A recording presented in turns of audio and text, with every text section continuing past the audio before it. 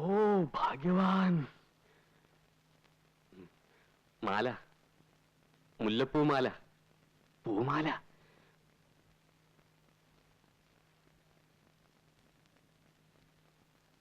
സോടാക്കുപ്പി, ഓ കള്ളക്കളവാ.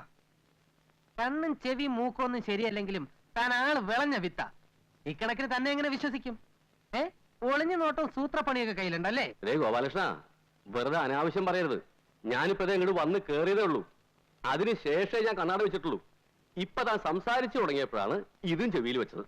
അതുവരെ ഇവിടെ എന്ത് നടന്നു എന്ന് നാടുനാര് കേൾക്കുണ്ടായിട്ടില്ല. ഒന്നും അറിയണ്ട ഈ മുറിയിൽ വന്ന് റൊമാൻസ്. അല്ല, അത് ചൂടിയ പൂവാണെങ്കിലും പൂവല്ലേ, അത് മുല്ലപ്പൂ. ഒന്ന് വാസനിച്ച് നോക്കില്ല, എന്താ തെറ്റ്? ഞാനൊരു മനുഷ്യനല്ലേ? അല്ല, കൊണ്ടാക്കിയോ? ആരെ? ആവശ്യമില്ലാത്ത കാര്യത്തിൽ തലയിടാണ്ടിരിക്കുന്ന ഭംഗി ഇല്ല. ആവശ്യമില്ലാത്ത കാര്യങ്ങൾ കാണാനോ കേൾക്കാനോ ഇന്നുവരെ ശ്രമിച്ചിട്ട് പോലില്ല. പിന്നല്ലേ തലയിടല്.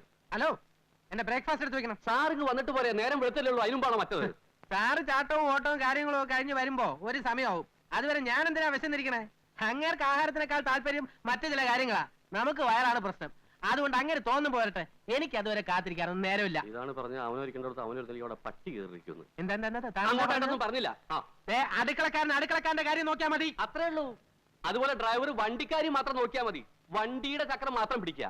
അല്ലാതെ നാട്ടുകാരുടെയും സാറിന്റെയും നാട്ടുകാരുടെ ഒക്കെ ചക്രം പിടിക്കാൻ തുടങ്ങിയാലേ അതാ പകടാ. ഞാനൊരു തമാശ പറഞ്ഞില്ലേ? ഈ തമാശ എന്നോട് വേണ്ട.